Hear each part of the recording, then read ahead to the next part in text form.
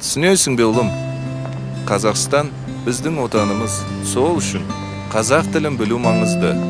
Бұл Абай Құнанбайұлы, Мұхтар Әуезов, Мұқағали Мақатаев және басқа да ұлы мәдени тұлғалар мен зиялылардың тілі.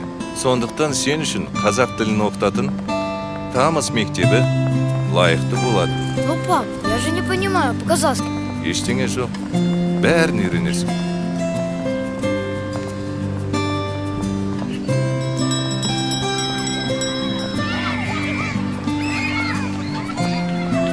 Қалайсың, балам?